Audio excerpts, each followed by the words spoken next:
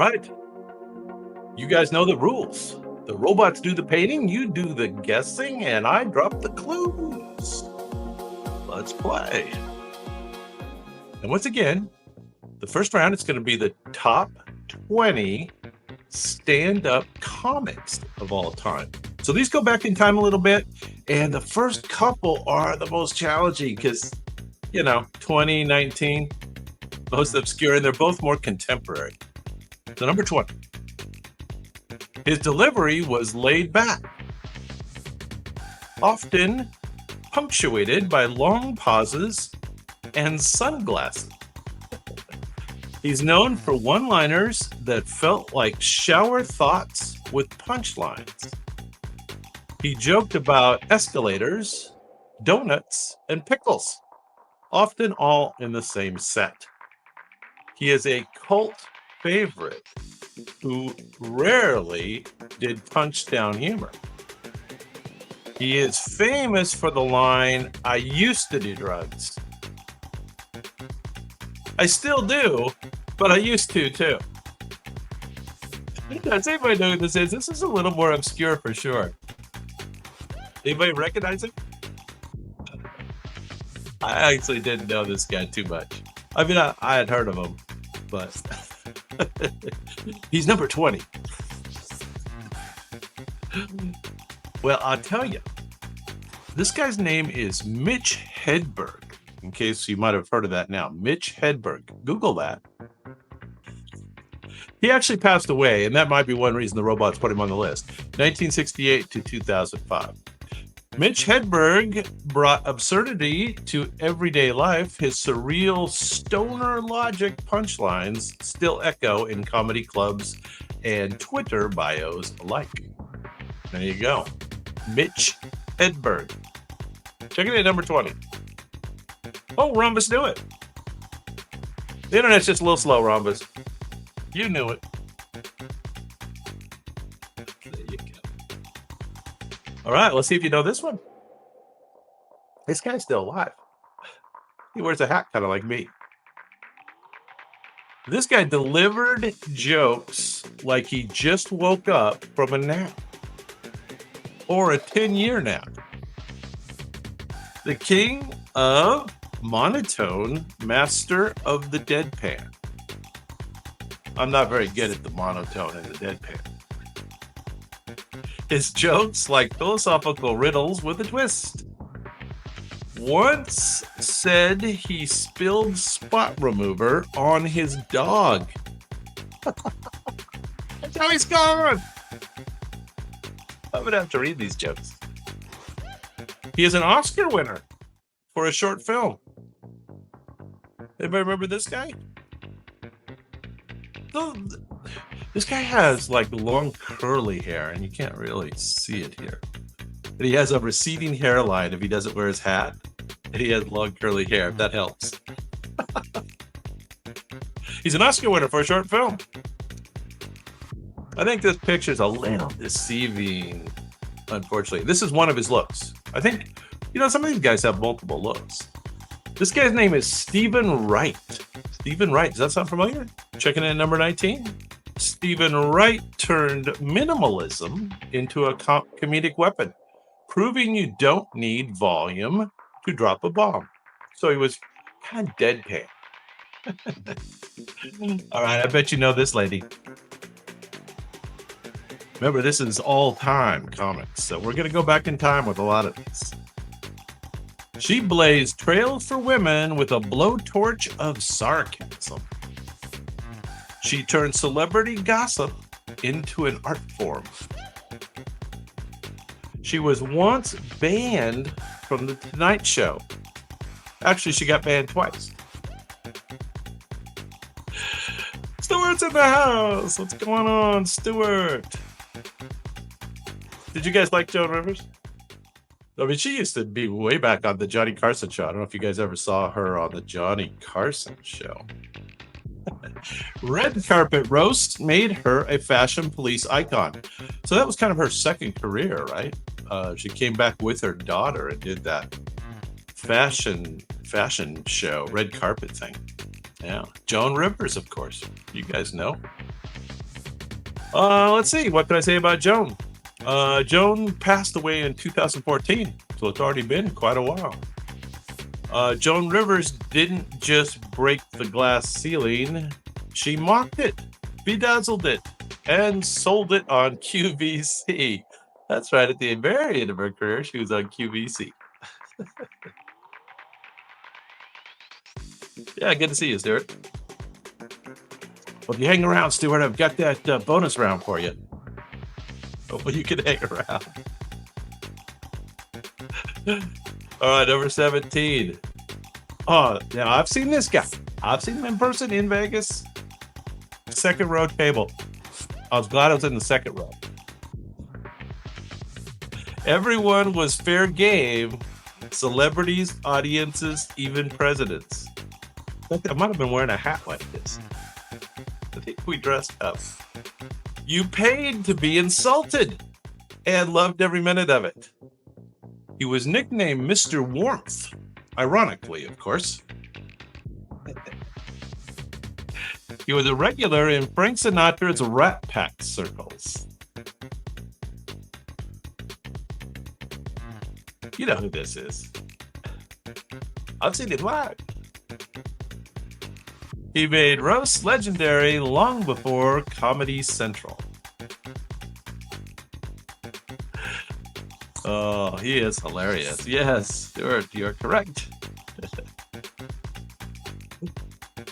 Oh man, he could do the deadpan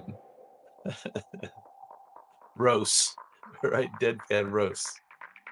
Don Rickles. Don Rickles proved that insult comedy could be an art form, as long as it was delivered with a twinkle in your eye and a smirk on your lips. What he got? Don Rickles. We go back in time with these top 20 stand-up comics of all time. We're doing stand-up comics of all time. And so similar age category of all these guys. Oh, another favorite. This gentleman claimed he got no respect. I get no respect. I get no respect. He made a career out of it. His self-deprecation was his superpower. He is known for sweating profusely and always adjusting his tie. I don't know if you remember that. He's always adjusted his tie. He started Caddyshack and Back to School. He had a second career basically as a movie star. After Caddyshack, he got numerous parts. He was actually in Natural Born Killers. I don't know if you remember that. Kind of a cameo role. When I was born, the doctor slapped my mother. Yeah, he had a lot of the self-deprecation humor. Hilarious. Correct, Stuart. You probably had that answer 10 minutes ago, but the internet's a little slow. Oh, Rodney Dangerfield is correct. Rodney Dangerfield turned his own misery into your joy. One hilarious, groan-worthy gag at a time. Rodney Dangerfield. All right, another fan favorite here. A little more contemporary. This gentleman felt like 5 comedians trapped in one caffeinated body. Not sure it was caffeine. Truth be told. Could turn a single line into an entire sketch. He starred in the Mork and Mindy TV show after improvising a whole alien. Oh, he did stand-up, Shakespeare, Disney, and serious drama. He did it all. His brain moved faster than most people's internet. Yeah, That's easy to say around here. Yes, you guys both know. And yes, R.I.P. for sure. Robin Williams. I actually lived very close to Robin Williams once too. He had a vacation home in St. George, Utah. Actually, Ivins, Utah, out in the Red Rock country. Beautiful house on the golf course. Robin Williams. Robin Williams defined kinetic comedy, showing the world that stand-up could be equal parts heart, chaos, and genius. Yes, indeed. Robin Williams. All right. Number 14. Going back, about as far back as we go. This is a comedy partner of a lady named Gracie Allen, on stage and in real life. He smoked cigars like they were part of his anatomy. He revived his career in his 80s.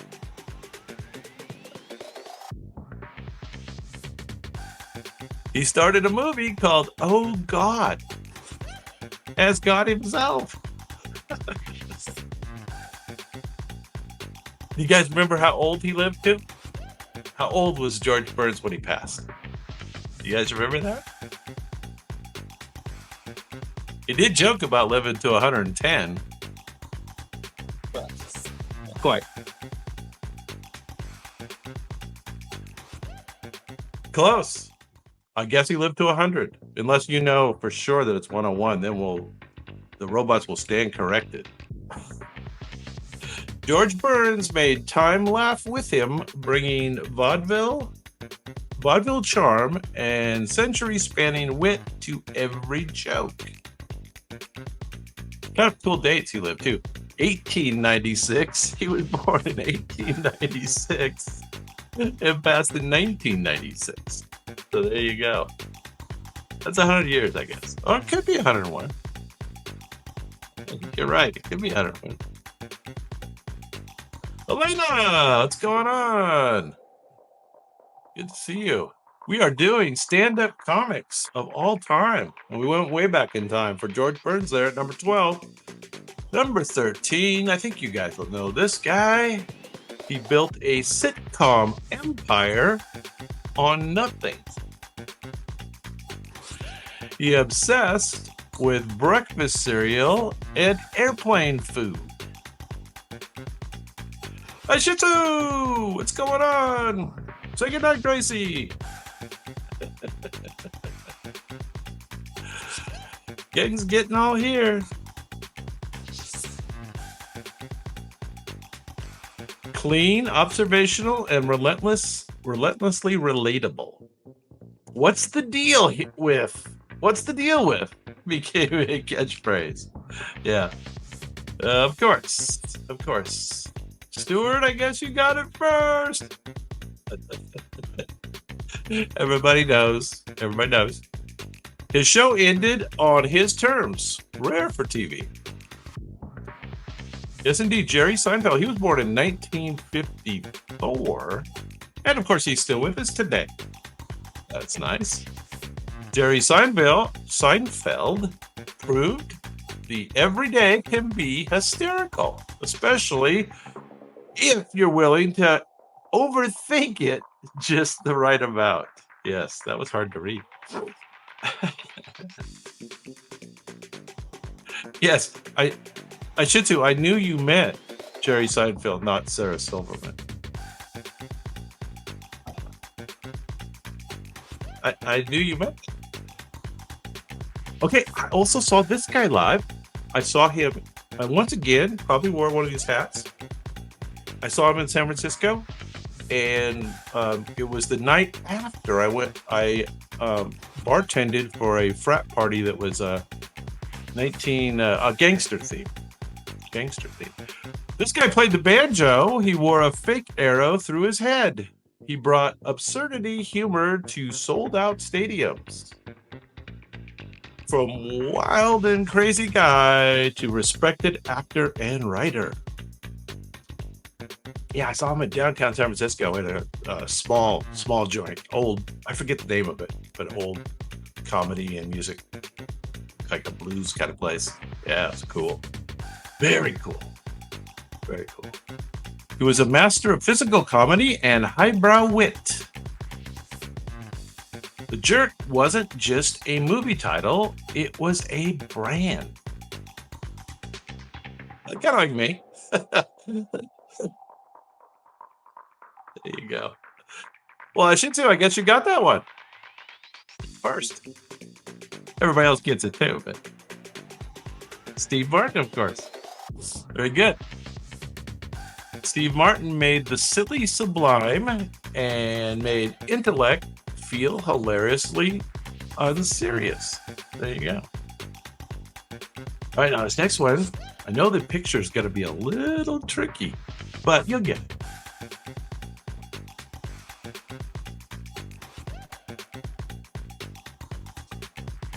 All right. He took over SNL in its darkest era and made it shine. He brought SNL back. He was raw, delirious, and in red leather often, although not here. He did impressions and characters like a one-man movie. He starred in Coming to America, Beverly Hills Cop, and more. Correct. Let's see. I just got it first, I think. Stuart Ramos. Very good. He did, let's see. He started Coming. I don't remember we talked about that. He made being 22 and famous look effortless. That's right. He was very young when he had all that success on Saturday Night Live. That was cool, though, because then he basically was able to retire, and now he's, I don't know, I heard he's kind of making a comeback. Anybody else hear that? I don't know. Maybe. We'll see. We'll see. Eddie Murphy, of course. He was only born in 1961.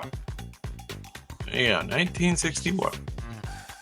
Eddie Murphy electrified the 80s, turning raw talent into legendary status before most people finished college. Yeah, he was young. Eddie Murphy. All right, let's do the top 10 now. Here we go. Let's go back a little, but this guy's well known for being one of the best stand-up comics ever. His comedy got him arrested. Literally. He tackled taboo topics before anyone dared. We're talking late 50s, early 60s. He inspired free speech battles in comedy. Before Andrew Dice Clay. Before Andrew Dice Clay, for sure. He called himself a sick comic before it was cool. He paved the path for boundary pushers like Carlin. This is the guy who paved the path for Carlin. Who remembers? One of the oldest stand-up comics who used to get arrested often, and it was always about, free speech battles. He definitely was the first to break a lot of barriers. Anybody remember? Going once. Going twice. This is Mr. Lenny Bruce. Lenny Bruce. Born in 1925 and unfortunately passed fairly early in 1966. Lenny Bruce was the patron saint of controversial comedy, proving laughter could also provoke, question, and ignite change. Lenny Bruce. There you go. All right. Let's do number 9. A little more contemporary with this one. Madow's in the house. Madow would have known that Lenny Bruce one. Number 9. You know this guy. His comedy cuts deep and smart. He became a voice of race and class with surgical timing. From Saturday Night Live to HBO, every set was quotable.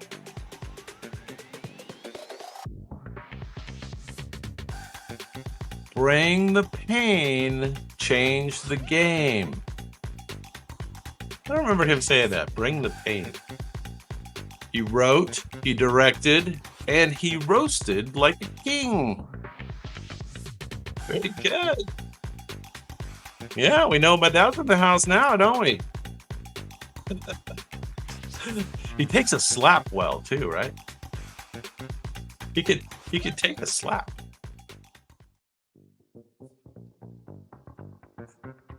Yes, Chris Rock is correct. Chris Rock. Chris Rock brings brain and bite to every punchline, making the personal, political, and the political hilarious. Oh, yes. Chris Rock. All right. You know all of these. You know all of them. Number 8. His life was the act. Raw, real, and riotous. He flipped trauma into punchlines with devastating precision. He influenced everyone who picked up a mic after 1975. He once set himself on fire, and then he made a bit out of it. Correct. Thank you, Stuart. I should say not. Got it first.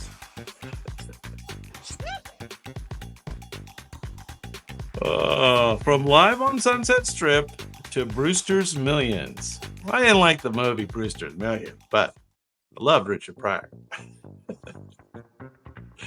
Richard Pryor was the truth teller in chief of stand-up. He was fearless, flawed, and funnier than anyone had a right to be. You guys all remember the story about him lighting himself on fire doing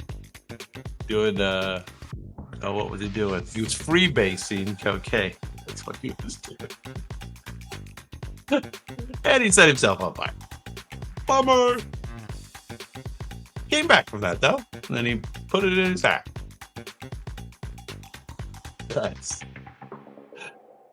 All right, number 7 coming up. Top 7 now. Top 7 stand-up comedians of all time.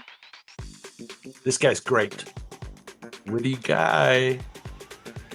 They tried to cancel this guy. Couldn't do it.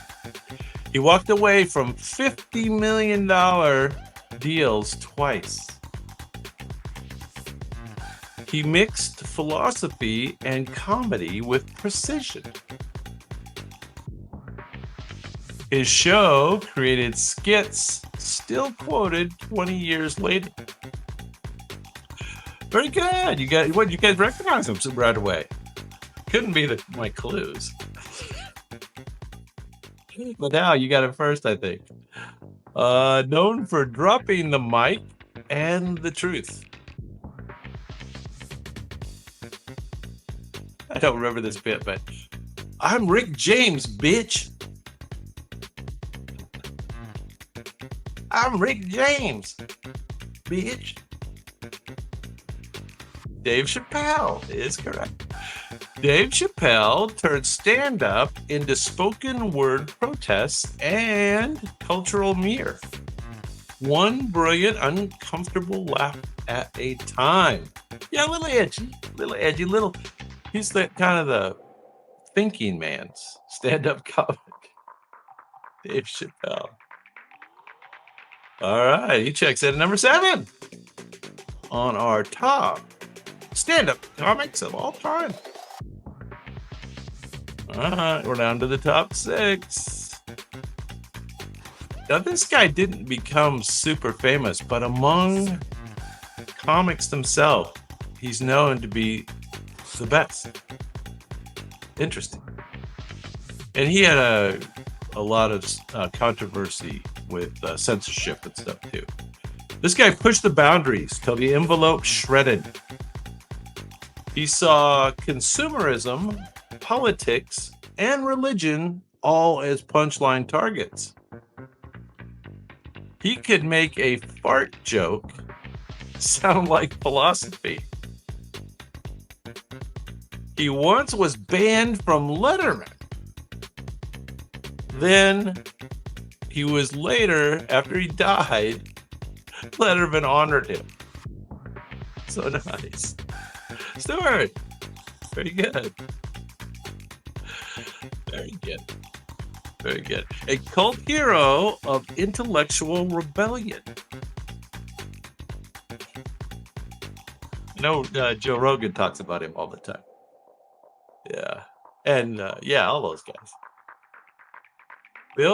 Bill Hicks wasn't just funny. He was dangerous in the best and most necessary way. Very cool. Man, it'd be great to visit Austin, Texas and go to Joe Rogan's comedy club. Now that would be something. That would be fun. He's got a lot of good guys working there. All right. This next one's kind of an interesting pick at number 5, but he was a great comic. This gentleman dominated stages and airwaves with storytelling charm. His albums defined comedy in the 60s and 70s. That's right, he was the first one to be super successful with comedy albums. Fat Albert and The Cosby Show shaped generations. He's known for family-friendly sets and dad sweaters. Very good. I think Rhombus got it first. Bedell, yeah. He looks just like Alex Jones, doesn't he? Bill Hicks? Or Alex Jones looks like Bill Hicks? They live in Austin, so there you go. Yes, Bill Cosby is correct. Influence acknowledged despite well-known later controversies.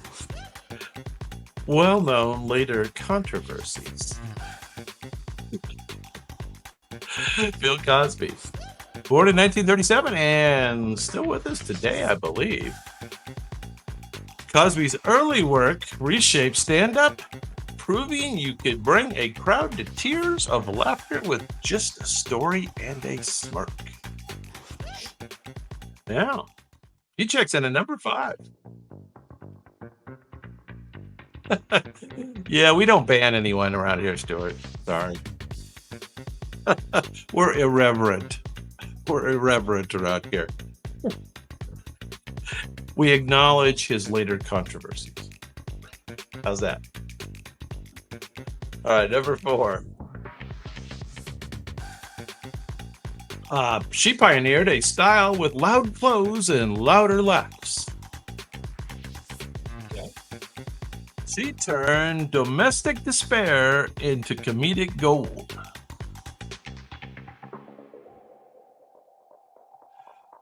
This is the funniest part. Bang was her fictional husband.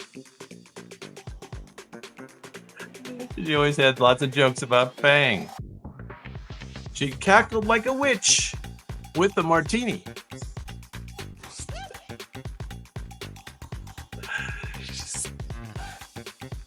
Who knows? She broke open doors for funny women with heels and hairdos. Not Betty Davis. Not Betty White. No, this gal was famous. She was on Johnny Carson all the time. Very big in this Palm Springs crowd. Friends with Sinatra. She actually did some movies. Phyllis Diller. Phyllis Diller. Does that ring a bell? Phyllis Diller made housewife hysteria hilarious, setting the stage for generations of fearless female comics. And she's all the way up at number 4 on our list. There you go. Phyllis Diller. You guys don't know her, you're going to need to Google that. Number 3. Number 3, you know this guy. He had a list of 7 words you couldn't say on TV. It's a great bit. We loved this in college, I remember. You know, we were being rebellious. She started clean, ended as comedy's philosophical anarchist. He started clean, sorry. He took down language, politics, and organized religion. He performed until the week he died. Yeah, very good. Stuart. Oh, although incorrect spelling. I think are you using the voice thing today?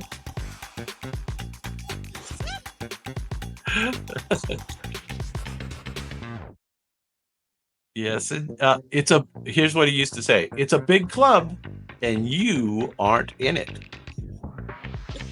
Very cynical on government. George Carlin.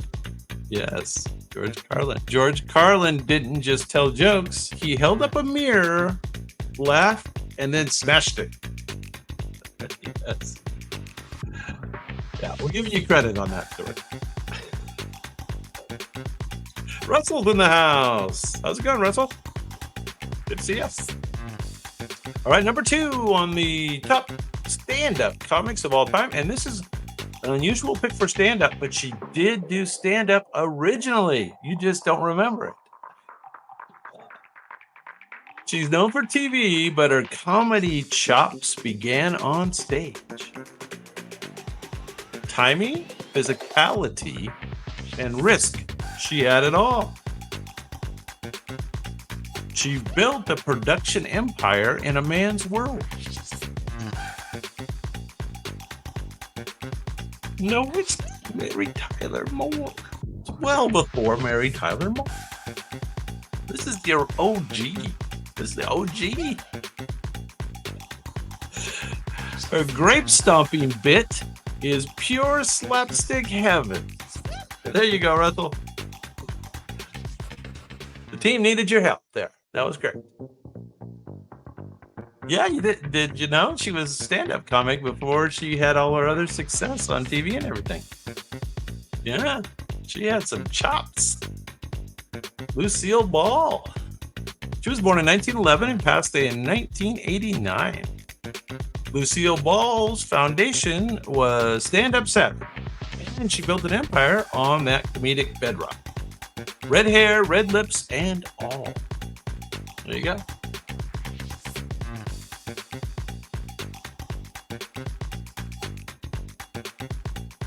I used to walk by their house on the beach in Del Mar with my grandparents. Long story, we'll talk about it sometime. But anyway, it was kind of like after they were married, though. It was their house originally, but Desi still lived there. Anyway, number 1 with a bullet, another favorite of mine. I've got lots of personal stories about this one, too. He told jokes for nearly a century. He performed for the troops in every war from World War II to the Gulf War. He hosted the Oscars more times than anyone else. You remember that? No, you probably don't remember. He was known for his rapid-fire delivery and cue cards. Thanks for the Memories wasn't just a song, it was his legacy. Yes, very good. Stuart, you got that first, I think. Yeah, Bob Hope. So Bob Hope was Mr. Palm Springs, and my grandparents had a home out in Palm Springs and a business out in Palm Springs, and that's where my parents would dump me and my sister there for summer vacations, and I spent a lot of time in Palm Springs and got to drive around and see his house. I went to his golf tournament maybe 10 times. So yeah, I saw Bob Hope in person many times. Bob Hope brought comedy to every corner of the world, making laughter as essential as Russians during war and peace alike. There you go.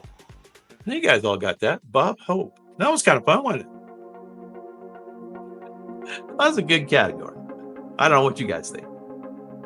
Good category, thumbs up. Your battery went dead. That cost you. You were on a streak.